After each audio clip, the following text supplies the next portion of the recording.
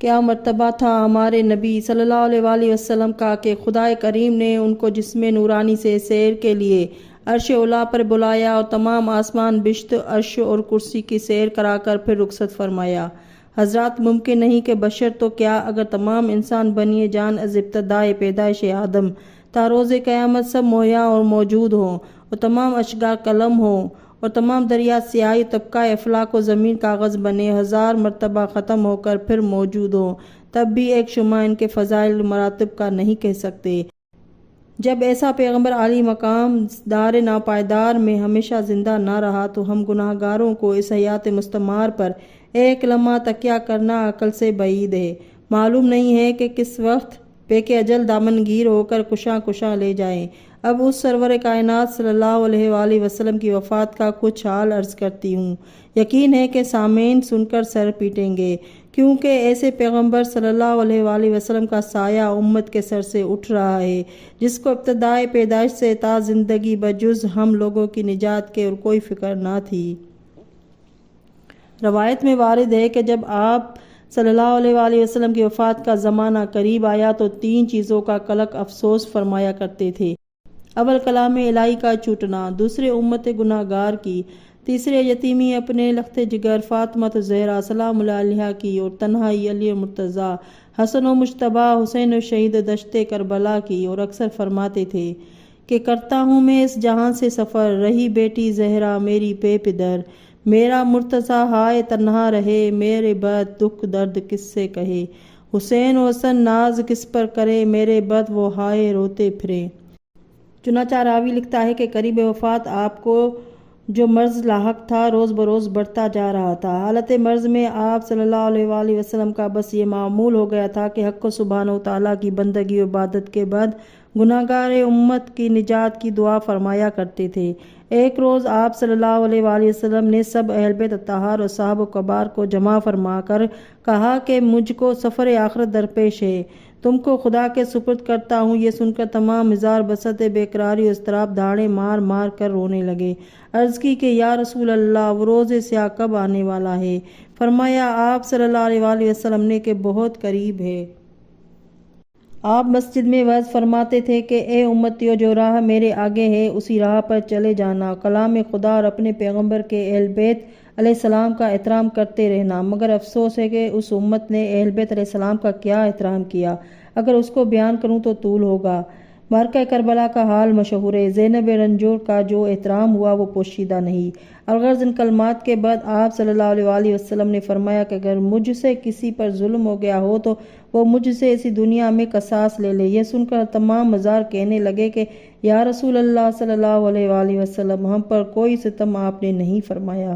اور شور گریہ بکا بلند ہوا کہ عرش خدا بھی جنبش میں آ گیا۔ مگر روایت میں تحریر ہے کہ حاضرین میں سے ایک شخص عکاشہ نام نے عرض کی کہ یا رسول اللہ، اگرچہ میری مجال عرض کی نہ تھی مگر اس حکم کے مطابق گزارش کرتا ہوں کہ ایک روز آپ صلی اللہ علیہ وآلہ وسلم اپنے اونٹ کو تازیانہ مارنا چاہتے تھے کہ وہ مجھ کو لگ گیا تھا، چاہتا ہوں کہ اس کا میں عوض لوں۔ جناب رسول مقبول صلی اللہ علیہ وآلہ وسلم نے عکاشہ سے گزارش دریافت فرمایا کہ وہ کون سا تازیانہ تھا۔ معلوم ہوا کہ وہ تازیانہ ممشوق تھا، تو حضور نے سلمان سے ارشاد فرمایا کہ سلمان و تازیانہ ممشوق فاطمہ کے گھر میں ہے، جلد لا۔ الغرض سلمان شہزادے کونین کے دروازے پر حاضر ہوئے اور رسول مقبول صلی اللہ علیہ وآلہ وسلم کا پیغام عرض کیا کہ وہ تازیانہ شاہ دارین نے طلب فرمایا ہے۔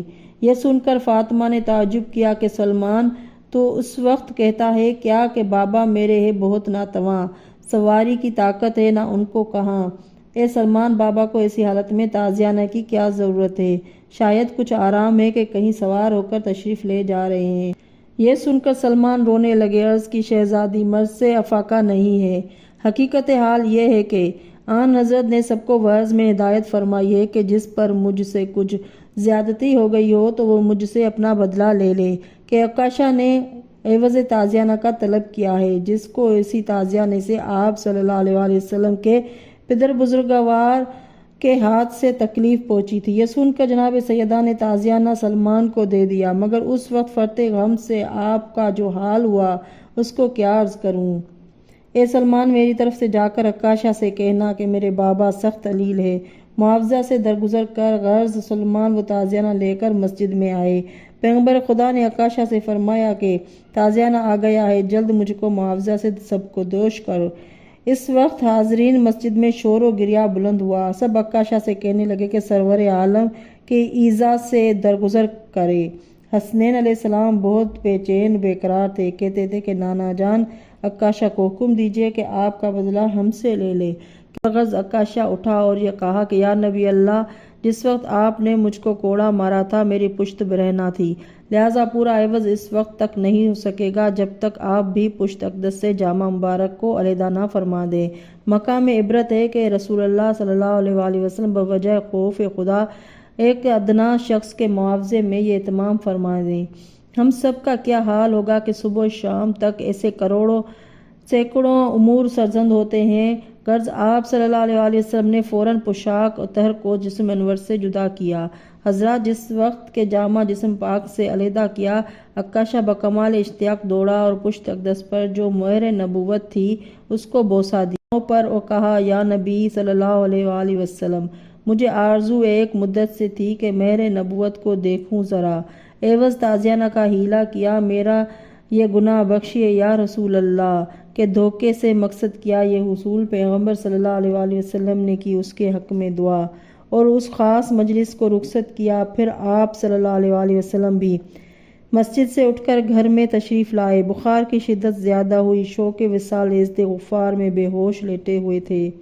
جناب فاطمہ الزہرا سلام اللہ علیہا آپ کے پاس بصد غم و یاس نہایت مضطرب بیٹھی تھی اور سر مبارک جناب رسالت مآب صلی اللہ علیہ وآلہ وسلم کا گود میں لیے تھی کہ ناگہاں حضرت اسرائیل کو حکم رب جلیل ہوا، اس کو جا کر میرے پاس لا، اگر ان کی مرضی نہ ہو تو چھوڑا۔ خدا کریم کا یہ فرمان سن کر ملک الموت در اقدس پر آئے اور اندر آنے کی اجازت طلب کی، کیونکہ بلا اجازت خانہ مبارک میں جانے کی جرأت نہ تھی۔ پاؤں جس گھر میں نہ رکھتا تھا فرشتہ بے رضا ہے کہ جس وقت ملک الموت نے بزبان عرب حاضری کی اجازت چاہی تو فاطمہ زہرا سلام اللہ علیہا نے فرمایا کہ اے عرب، اس وقت ملاقات کا موقع نہیں، بابا پر مرض کی شدت ہے، پھر آنا تھوڑی دیر بعد۔ پھر اسرائیل نے عرض کی سلام علیک یا بنت رسول اللہ۔ جناب فاطمہ زہرا سلام اللہ علیہا نے جواب سلام دے کر فرمایا اے بندے خدا، رسول خدا بوجہ شدت بخار غش میں ہے، اس وقت پلٹ جا، موقع حضوری کا نہیں ہے۔ وہ ملک پباس جناب سیدہ سے یہ سن کر خاموش ہو گیا۔ اللہ اللہ، فرشتوں کو بھی کس قدر بنت رسول صلی اللہ علیہ وآلہ وسلم کا پاس اور لحاظ تھا، مگر آہو واہ ویلا کہ اسی فاطمہ زہرا سلام اللہ علیہا کی بیٹیوں کے خیموں میں بعد شہادت امام حسین علیہ السلام فوج یزید لعنتی درانہ داخل ہو گئی، زیورات لوٹ لیے، سروں سے چادریں اتار لیں، ان کو قید کر کے کربلا سے شام تک شتران بے کجاوا دربار یزید پلیت میں ننگے سر لے گئے۔ المختصر پھر اسرائیل نے عرض کی کہ اے سیدہ دارین لخت جگر رسول ثقلین، مجھ کو پیغام پہنچانا ضروری ہے اور کوئی چارہ نہیں ہے کہ بلا حصول ملازمت دولت سرا سے میں واپس جاؤں۔ یہ سن کر جناب سیدہ پر ایک خوف طاری ہوا، بدن عطر کانپنے لگا۔ المختصر پھر اسرائیل نے عرض کی کہ سیدہ دارین لخت جگر رسول ثقلین، مجھ کو پیام پہنچانا ضروری ہے، کوئی چارہ نہیں ہے کہ بلا حصول ملازمت دولت سرا سے واپس جاؤں۔ یہ سن کر جناب سیدہ سلام اللہ علیہا پر ایک خوف طاری ہوا، بدن عطر کانپنے لگا۔ جناب رسول خدا صلی اللہ علیہ وآلہ وسلم کو گشت سے افاقہ ہوا تو جناب فاطمہ سلام اللہ علیہا نے اس عرب کا حال اور گھر میں آنے کی اجازت کا اسرار بیان کیا۔ یہ سن کر جناب رسول خدا صلی اللہ علیہ وآلہ وسلم نے فرمایا کہ جان پدر یہ نہیں ہے عرب، نہ اس کو ملاقات کی کچھ طلب، یہ وہ ہے کہ زنوں کو جو بیوہ کرے، جو لڑکوں کے سر پر یتیمی دھرے، نہ ہو جس مکان میں ہوا کا گزر، وہاں دخل کرتا ہے یہ بے خطر، کسی سے اجازت کی حاجت ہے کب، میری آل کا پر ہے سب کو ادب۔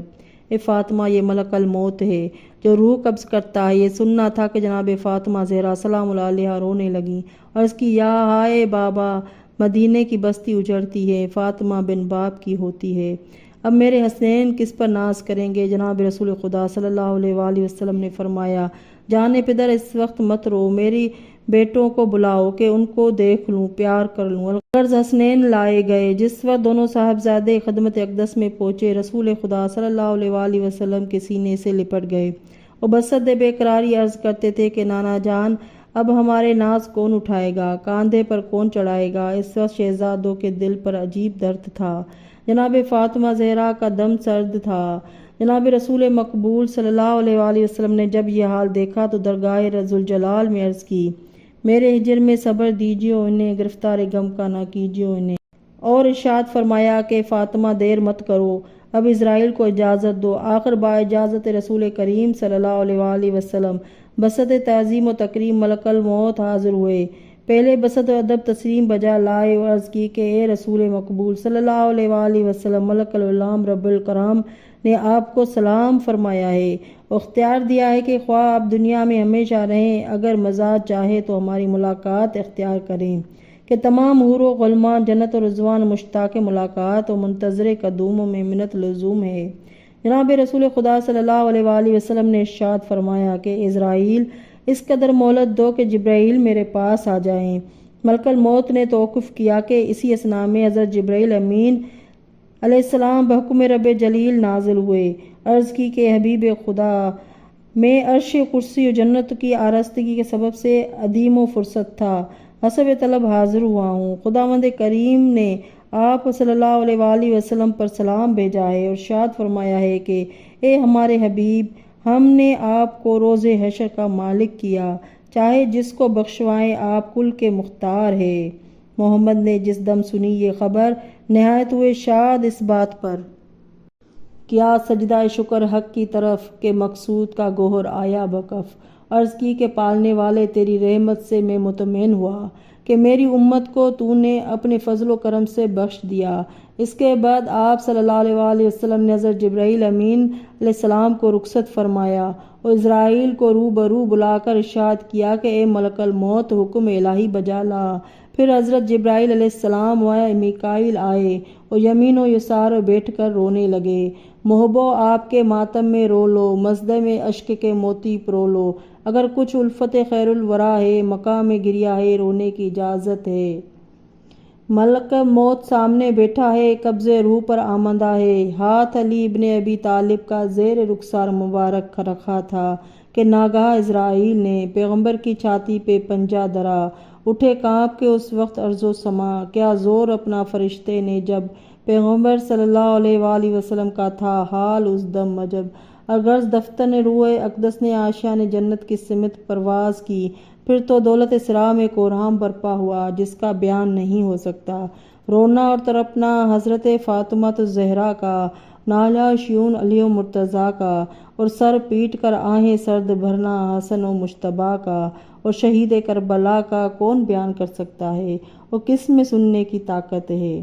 جہاں میں شور و محشر سر بسر ہے، قیامت رحلت خیر البشر ہے، ملک جن و بشر ہے، زار و نالاں، زمین و آسماں بھی نوحہ گر ہے۔ رسول اللہ صلی اللہ علیہ وآلہ وسلم کا نظروں سے چھپنا اگر سمجھو بڑا داغ جگر ہے، اندھیرا کیوں نہ ہو سارے جہان میں،